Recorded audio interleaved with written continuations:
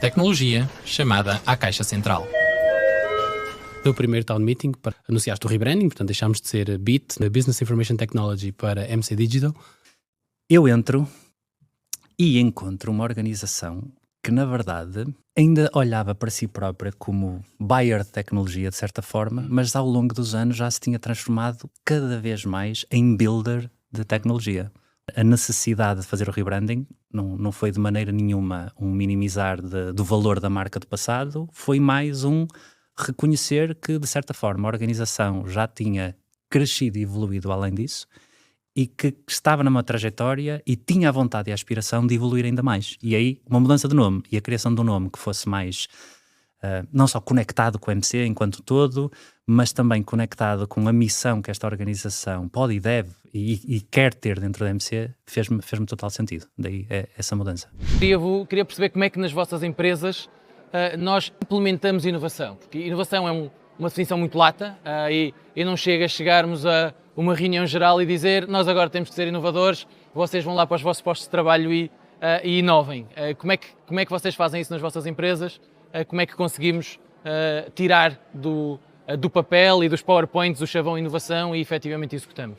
Falar em inovação numa empresa da IT significa falar de ADN. O nosso ADN é um ADN natural de inovação. O que nós temos que fazer todos os dias é monitorizar o que hoje temos de novo para trabalhar do ponto de vista de inovação, porque o ecossistema onde nos inserimos, o ecossistema profissional, é um ecossistema absolutamente dinâmico. Nós temos várias práticas dentro da Claranet para incentivar uma cultura de inovação. Primeiro, ela é uma cultura top-down, portanto é uma prática que começa na gestão de topo e que se propaga por toda a organização.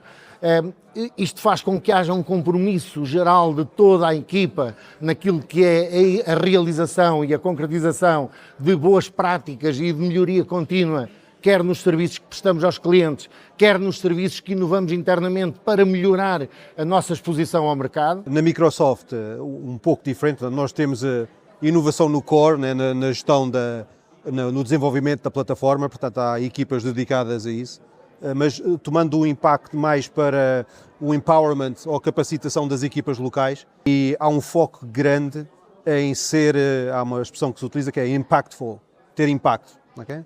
E procura-se que seja sempre algo a potenciar o valor para também outra expressão que é o One Microsoft, para a equipa como um todo. E então procura-se que as pessoas ou encontrem mecanismos ou processos evoluídos ou modificados de alguma forma para melhorar a operação, para sermos capazes de endereçar as necessidades dos clientes de uma forma ou mais ótima, mais rápida, de uma forma mais simplificada. E se tivéssemos que definir a acessibilidade digital, como é que descreverias? O que é? O que é que significa?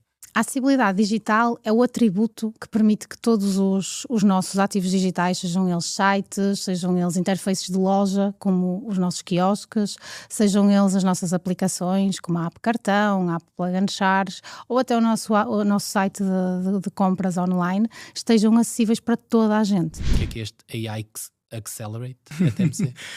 Para já é um trocadilho da palavra AI e Accelerate. E é isso mesmo que este programa, que é transversal a toda a MC, quer fazer, é acelerar a adoção deste tipo de tecnologias em toda a nossa organização. Portanto, não pensando só aqui na nossa área da MC Digital, mas até nas diferentes unidades de negócio dentro da MC. Portanto, este programa orienta tudo o que são iniciativas de adoção da AI, sobretudo aqui em duas grandes vertentes que estão continuamente ativas, uma mais orientada a produtos da AI, ou seja, quando olhamos para oportunidades do ponto de vista de processos de negócio, experiência de cliente, algo que direcionamos com mais foco e intencionalidade e que percebemos, olha, estas tecnologias aqui vão realmente fazer a diferença naquela que é a nossa proposta de valor. E outra vertente que também corre com continuidade, em que olhamos mais para um Enterprise AI Adoption, mais na lógica de levarmos todas as nossas pessoas a perceber qual é que é o valor destas tecnologias naquele que é o seu dia-a-dia, as suas tarefas, os seus processos mais dinâmicas de equipa. Esta iniciativa da AIOps que se apresenta como uma framework para fazer push de casos de uso de AI. O AIOps vem, no fundo, acaba por ser uma ação que vem dentro deste macro programa que é o AI Accelerate e acaba por ser uma forma de nós acelerarmos, identificarmos casos de uso, acelerarmos essa identificação e aumentarmos, no fundo, a adoção de inteligência artificial. Nós estamos hoje aqui num evento que mistura muitas empresas com um tópico comum, equipas feitas com elementos de empresas diferentes, portanto aqui um bom exemplo de inovação aberta e trabalho em conjunto, mas haverá também muitos outros de inovação interna. Nas vossas empresas, como é que olham para estes dois caminhos? Há uma preferência, há uma melhor que a outra? Vivem as duas em conjunto com propósitos diferentes? Tudo depende daquilo em que nos estamos a apoiar, naquilo que é o nosso objetivo. A inovação interna vai nos ter mais custos internos, vamos ter que despender os nossos colaboradores, os nossos esforços para alimentar. Com a externa vamos ter mais ideias, mais brainstorming, mais possibilidade de introduzir coisas que não são o foco, o nosso core business, claro.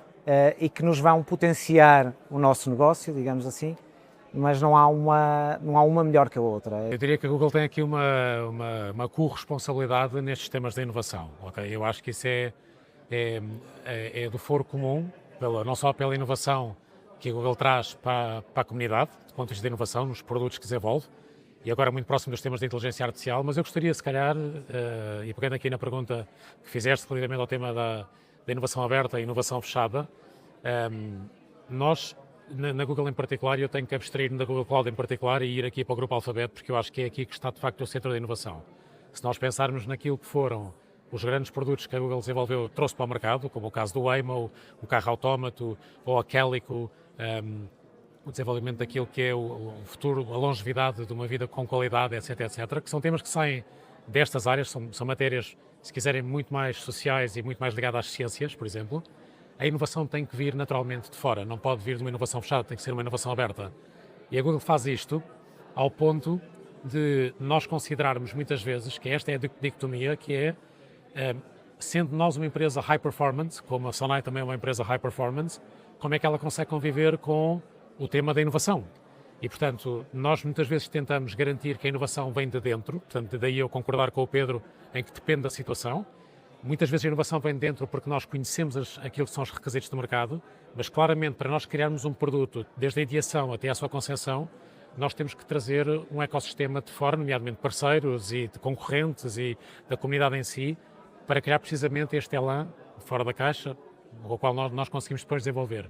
Partilhaste também os eixos que nos iam permitir atingir esta nova missão, e eu vou citar os 4 também. Equipas verticais para a agilidade, simplificar processos e formas de trabalho, visão long-term de roadmap e tecnologia e segurança, e cultura de continuous improvement.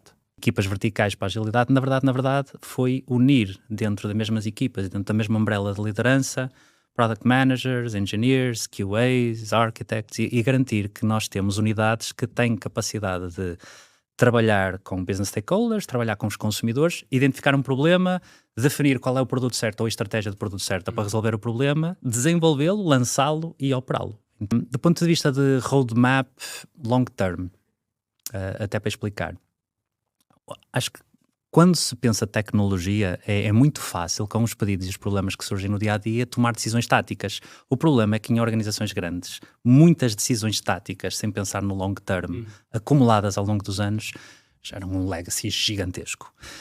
Então, algo que para mim é mesmo fundamental, e apesar disso falar roadmap long term de tecnologia e segurança, na verdade é um roadmap long term para tecnologia, segurança e todas as áreas de produto.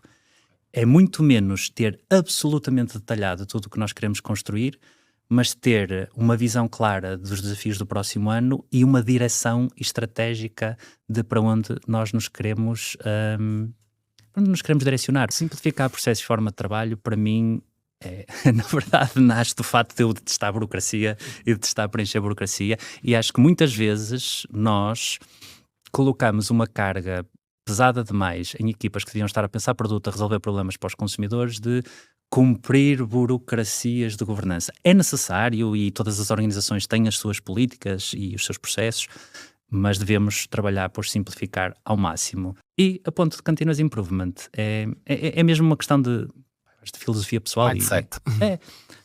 Nada sai perfeito na primeira vez. Mesmo esta nossa transformação em MC Digital, a V1 da MC Digital não vai parar aqui. É um produto que vai continuar a evoluir e evolui todos os dias e tem que evoluir por contributos de toda a gente que está cá na MC Digital e que vive na MC Digital e que trabalha na MC Digital. Então, haver essa cultura nas pessoas é super importante. Que desafios técnicos é que tipicamente enfrentamos? Tipo, onde é que estão as limitações, onde é que estão as dificuldades? Porque é que não é uma coisa tão óbvia logo desde o início? Eu diria que é o nosso legacy, é a dificuldade que nós às vezes temos em face àquilo que são os nossos equipamentos em loja, todo o nosso hardware e até mesmo às vezes algum software que está a correr dentro desse hardware, ser compatível com aquilo que nós chamamos de tecnologias assistidas. Que ferramentas são estas que nós estamos a falar? Vamos dar nomes, colocar aqui exemplos em cima da mesa. Podem usar os vossos casos de uso ou outros para ajudar aqui a enumerar estas ferramentas. Assim, destes casos de uso que nós estamos a falar, se calhar dizer, em primeiro lugar, há um conjunto de ferramentas que podem e devem ser testadas neste âmbito. Depois, uma coisa diferente é as ferramentas que estão, vamos dizer, como ferramentas oficiais da nossa organização. Acabam por ser aqui dois caminhos. Neste caso em concreto, por exemplo, do OnePager, o que nós fizemos foi validarmos com diferentes ferramentas. Neste momento, a que foi utilizada foi até mais o Copilot, que ajudou nesta construção. Mas foram validadas outras. Se eu não estou em erro, foi utilizado também o Claude, neste sentido.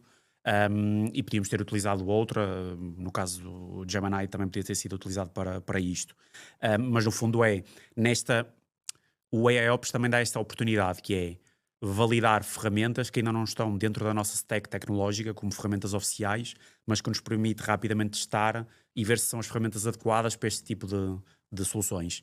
E o que a realidade nos diz é que nós vamos acabar por ter diferentes ferramentas para diferentes casos de uso, escolhendo essas as que são mais adequadas. Olhamos, por exemplo, para o Figma e uma nova funcionalidade que se chama Make.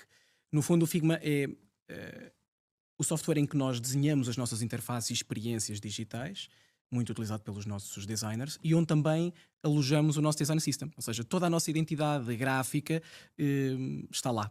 O Figma posicionou-se muito bem para esta ferramenta do Make, que basicamente é eu, em linguagem natural, pedir-lhe uma aplicação, um site, e ele dá-me uma interface, mas uma interface que é funcional, ou seja, eu posso clicar e ter ali uma determinada experiência.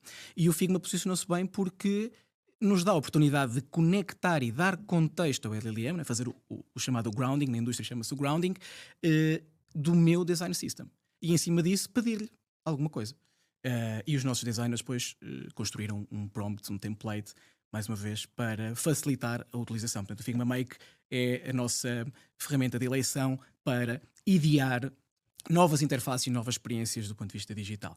O nosso GitHub Copilot é o agente que usamos para programação, portanto, os nossos developers hoje todos poderão usar o GitHub Copilot, já muitos deles usam, é o nosso companheiro de desenvolvimento de código, de debugging e às vezes de partilha de frustrações. Como é que se mede o sucesso de uma iniciativa de inovação? Que métricas é que faz sentido? Uma brincadeira, se estiveres a inovar, mas não estiveres a medir, na realidade estás a experimentar, estás a fazer umas coisas. Considero que a forma melhor de as medir passa, exatamente como o Rodolfo disse, de definir bem os objetivos. Okay? Considerando todo o programa, quais foram os resultados e conclusões finais? Mas estamos a ver isto em 3 grandes dimensões. Uma dimensão de aprendizagem, uma segunda ligada à adoção e a terceira dimensão é impacto. Como é que colas aqui um bocadinho os valores da MC ao caminho que estamos a falar, que estamos a fazer com a acessibilidade digital? Então, um dos nossos valores é lideramos com impacto. E eu acho que o impacto que nós conseguimos causar naquilo que é o ter efetivamente um ecossistema digital acessível é brutal. Depois outro é conduzimos o amanhã, e eu acho que aqui nós estamos a fazê-lo já atualmente, olhando até para aquilo que é, e com toda a humildade, olhando para aquilo que é o retalho alimentar à nossa volta. Eu acho que nós já temos self-checkouts inclusivos, pelo menos numa loja, em Leça do Alio, reformulamos a experiência da nossa app cartão toda, portanto já conseguimos navegar com leitores de ecrãs na nossa app cartão, portanto eu acho mesmo que estamos a criar um retalho inclusivo de futuro. Um outro é descomplicamos os desafios. E a acessibilidade digital per si é isto, é descomplicar desafios, é descomplicar a experiência, é tornar a experiência tão acessível e tão descomplicada que a torna cada vez mais clara e intuitiva. Depois temos o avançar juntos. E aqui como eu te disse há bocado, isto não é um tema só da equipa de Product Design de todo, portanto tem que envolver toda a MC Digital e no limite toda a MC, porque nós até podemos desenhar experiências inclusivas, mas tem que ser os nossos Product Managers que definem visão, que definem priorização dos nossos produtos, a colocarem isso para o backlog. Isso, e a porem mesmo isso na visão do produto. Querem produtos acessíveis. O que é que podemos esperar da MC Digital no próximo ano? Todos nós nos sentimos cada vez mais confortáveis e mais integrados e mais apaixonados pelo papel que nós temos que ter e o papel que temos nesta organização. Trabalharmos para entregar cada vez mais valor à empresa, cada vez mais valor aos consumidores, cada vez mais valor às pessoas, às mais de 40 mil pessoas que trabalham na MC. É transformar-nos numa organização... É uma ferramenta. Não é? Exatamente. Que é capaz de fazer mais e de entregar mais valor e de fazê-lo com as pessoas cada vez mais orgulhosas que estão a fazer, committed, engaged. Então, aqui... Sim, felizes.